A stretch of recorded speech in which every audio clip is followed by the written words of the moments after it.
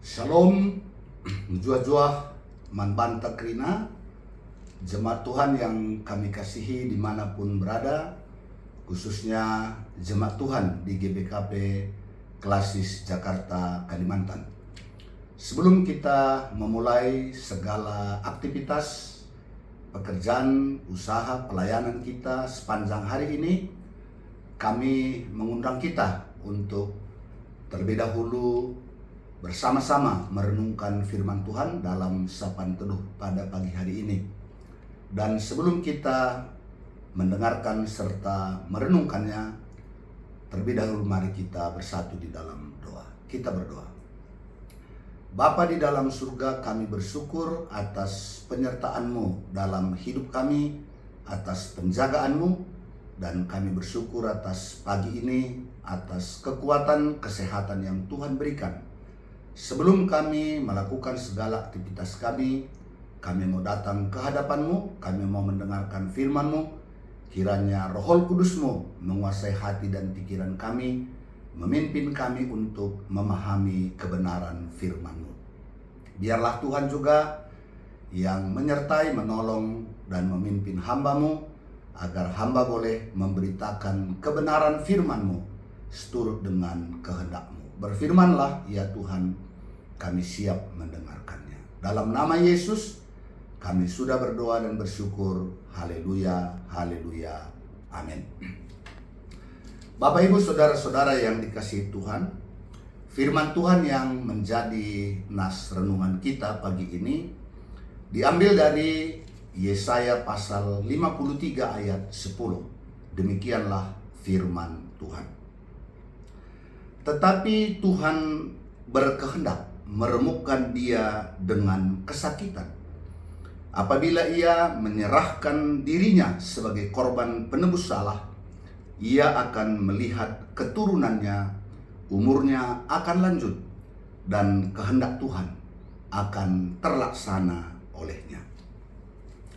Yesaya 53 ayat 10 bagian dari nubuat Yesaya tentang kedatangan Mesias, atau boleh kita katakan tentang Kristus Yesus yang akan datang ke dalam dunia. Dan sebelum ayat 10, di sana telah digambarkan apa yang akan dialami oleh Mesias itu sendiri, di mana dikatakan bahwa Mesias itu bukan suatu gambaran yang luar biasa. Yesus sejak dari lahir, Mesias sejak dari lahir ada dalam kesederhanaan. Rupanya pun tidak menarik, karena sejak dia lahir di tengah-tengah keluarga yang sederhana, kalau bukan kita katakan miskin, mulai dari kelahirannya sampai usianya dewasa, dia mengalami berbagai-bagai kesakitan. Dia diremukkan oleh karena pelanggaran kita. Oleh bilur-bilurnya kita sembuh.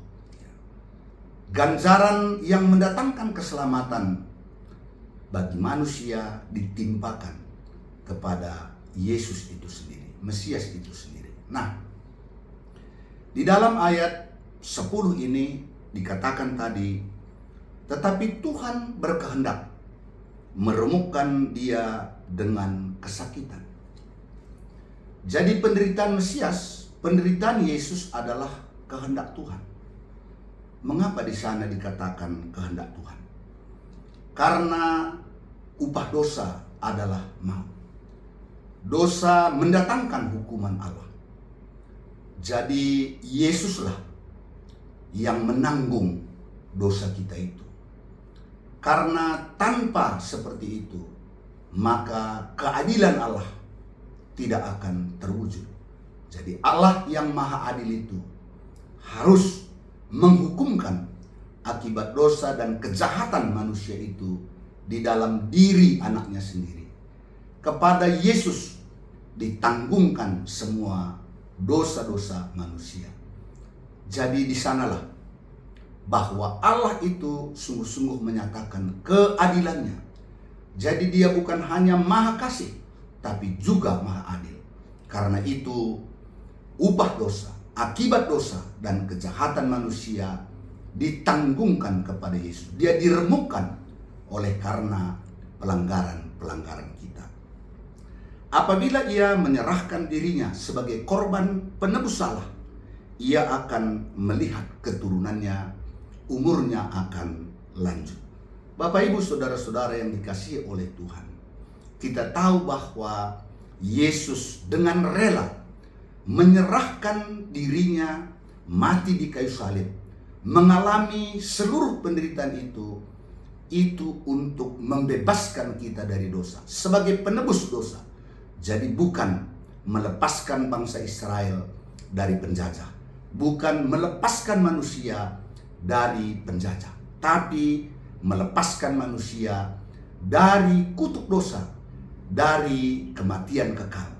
Sejak awal bahwa Mesias itu bukan Mesias duniawi, tapi sungguh-sungguh untuk melepaskan kita dari kuasa dosa, dari kuasa iblis, supaya kita menjadi manusia merdeka. Jadi Bapak, Ibu, saudara-saudara yang dikasihi oleh Tuhan, itulah kegenapan yang dilakukan oleh Yesus. Melalui penderitaannya, melalui salib, manusia dibebaskan dari kuasa dosa. Apa yang dapat kita renungkan dari firman Tuhan pada pagi ini?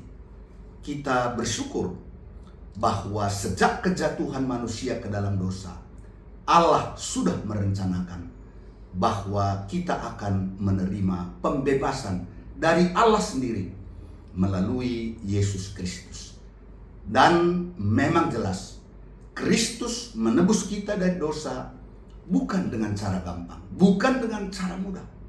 Dia diremukkan, raga dan jiwanya diremukkan. Dan kita tahu bagaimana jeritan Yesus di kayu salib itu sebagai tanda bahwa betapa menderitanya dia, membebaskan kita dari kuasa dosa. Karena itu kita sungguh-sungguh sangat bersyukur. Karena itu kita tidak bisa menganggap remeh, tidak bisa menganggap rendah penebusan yang dilakukan oleh Yesus kepada kita. Karena itu kita harus selalu mengingat, kita menjadi manusia yang bebas, menjadi manusia yang merdeka dari dosa, dan itu dibayar melalui penderitaan dan kematian Yesus. Karena itu kita harus selalu mengingat bahwa kita telah dibebaskan oleh Yesus melalui kematiannya. Jaga hidup kita dengan mengingat selalu Yesus sangat mengasihi kita. Dia menderita untuk kita supaya kita hidup dalam kebaikan dan kebenarannya. Kiranya hari ini kita jalani hari kita dengan mengingat penderitaan Yesus, supaya kita jangan lagi diperhamba oleh dosa, melainkan terus hidup dalam kebaikan dan kebenaran. Inilah firman Tuhan yang boleh kami sampaikan. Tuhan kiranya memberkati kita sekalian. Amin. Mari kita bersatu di dalam doa. Bapa di dalam surga, kami bersyukur atas firman-Mu yang telah mengingatkan kami betapa kami berharganya di mata-Mu. Betapa Engkau sangat mengasihi kami, sehingga Mesias Kristus rela menderita, diremukkan raga dan jiwanya untuk keselamatan kami. Biarlah senantiasa kami mengingat di dalam hati kami betapa Tuhan mengasihi kami, dan itulah menjadi kekuatan kami untuk tidak lagi memperhambakan diri kami ke dalam dosa, melainkan kami boleh hidup di dalam kebaikan dan kebenaran. Bapa, saat ini kami berdoa untuk jemaat-Mu yang ada di GBKP Runggun Cisalak. Berkati majelis, berkati seluruh jemaat-Mu beserta dengan segenap keluarganya. Berikan berkat kesehatan yang baik, berkati usaha dan pekerjaan mereka supaya berjalan dengan lancar, dan kiranya berkat rezeki yang daripada Tuhan dilimpahkan atas mereka. Pelayanan-pelayanan yang dilakukan di tengah-tengah jemaat-Mu, Engkau memberkati agar iman jemaat-Mu juga boleh bertumbuh menjadi kuat, teguh untuk senantiasa memuliakan nama Tuhan. Kami juga berdoa Bapa untuk seluruh jemaat-Mu dimanapun berada, untuk seluruh hamba-Mu dimanapun berada, khususnya di Jakarta, Kalimantan. Berkat-Mu turun atas setiap kami, sehingga kami boleh memuliakan nama-Mu sepanjang hidup kami. dalam nama Yesus yang sudah mengajar kita berdoa. Bapa kami yang di surga, dikuduskanlah namamu, datanglah kerajaanmu, jadilah kehendakmu di bumi seperti di surga. Berikanlah kami pada hari ini makanan kami yang secukupnya, dan janganlah membawa kami ke dalam pencobaan, tetapi lepaskanlah kami daripada yang jahat.